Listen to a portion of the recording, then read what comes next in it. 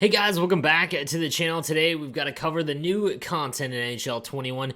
We got a brand new Team of the Year update, as well as a few other prime times, and then some new style icons. And again, I think I like the staggered release where they don't release like 12 on Monday or whatever. They do like the one or two every other day during an event. I don't know. I think I like it as the game goes along. Maybe not early on because, you know, the more cards in the beginning to help teams out. But I do like it how it's going right now. But regardless, again, let me know what you think in the comments section down below. But let's get into today's content. We will start first with the 89 GABRIEL Landeskog, 6'1", with Light the Lamp and Wingman. Oh, man, Landeskog cards have always just been super underwhelming. I don't know why. He's just always so balanced that he never excels in anything, really, in multiple HUT games. Like, I honestly have never had a Landeskog card where I was like, yes, sick, I got to get it in my lineup. He's not bad, but again, same situation. So he's 88 speed with distributor. Acceleration's not bad. He's got 95 wrist shot accuracy if you have Light the Lamp on. And then his deking's only 89, agility's only 88. Like, he's just a very stiff player.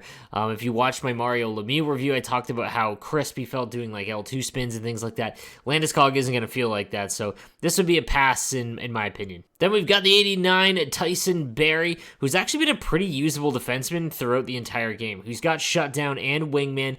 And again, so with, 87 speed, does get up to 90 with distributor, acceleration at 91 before spark is nice, and then he's got a nice slap shot if you can activate shutdown. Like, if you have both of these synergies activated, this is actually a pretty decent card. I actually do think that shutdown is an important synergy for this card specifically, because it boosts his slap shot accuracy, which was kind of low, and his body checking because he's only 5'11". But that being said, there might be some sneaky value here, especially if you have distributor on, because you'll get a quick defenseman with a half-decent shot, and he shouldn't cost you very much at all. So not a bad card here in the TYSON BARRIE. Moving on, we've got the 89 Jesperi Kotkaniemi, Light the Lamp again, and passing playmaker. He's 6'2", which isn't bad, but he's a pure winger.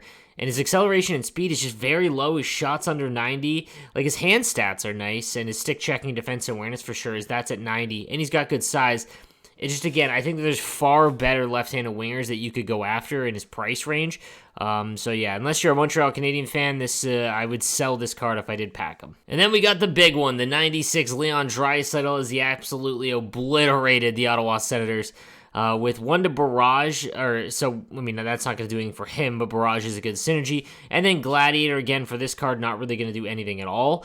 This is more for the Team of the Year version. If you get this card specifically, sell this one, because honestly, this Leon, while he's got unbelievable, skating or speed, if he's got unbelievable shot in hands and everything like that, he's going to go for such a price that, you could probably find a master item that's got, a lot faster speed and things like that, maybe better synergies as well, because he's going to go for so much, and then when more Draisaitl's come out, this card's just going to plummet in price.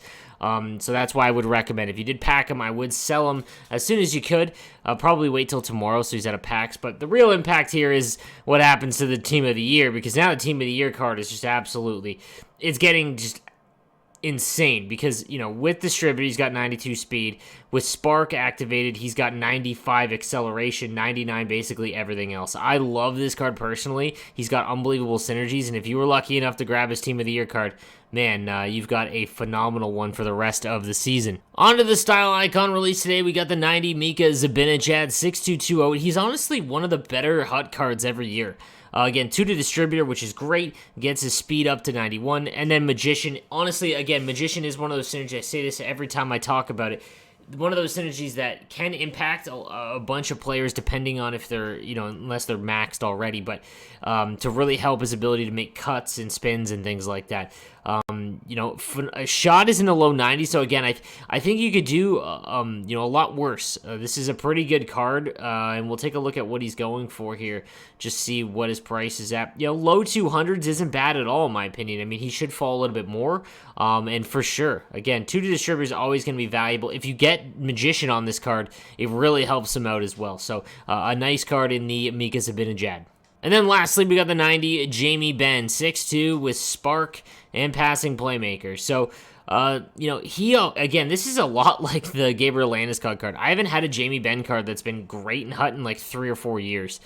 even with distributor 88 speed, and again, speed isn't everything, but we're getting to the point in the game where, you know, wingers specifically, you will notice it when you're trying to just get out of the zone. Like, you know, there will be transitions and whatnot, and if you're going up against someone who's got a really good defenseman, let's say the OEL, and you just can't get any space because you can't break away, it's very difficult, and that's why I always mention it. But, you know, it's not like he's a bad card by any means. I mean, 95 body checking with Spark on is great. His shot, you know, the low to mid, the mid to low 90s, all around really good. It's all going to depend on the price, but the 2 to Spark does help out because obviously that is a synergy that you want to get. And 150 right now seems to be I mean, that's not a terrible price. Probably a little bit lower because no one's buying him right now.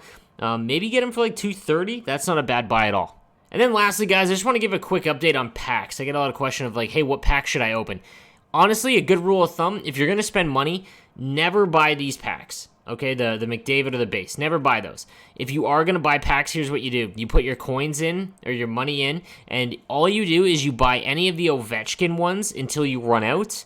The Carter Hart ones aren't bad either. The Pasternak ones are pretty good with Pasternak on there. And then just wait.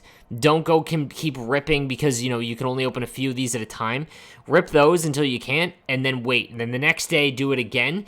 Because if you start ripping all these and then you go to these ones, you'll get nothing and you'll just kind of wasted all of your points. So just wanted to give you guys an update on that. Well, that's going to do it for me today, guys. Make sure you subscribe to the channel for daily NHL content, and leave me a comment down below if you have any suggestions or whatnot, and I'll see you guys tomorrow. Have a good one, boys.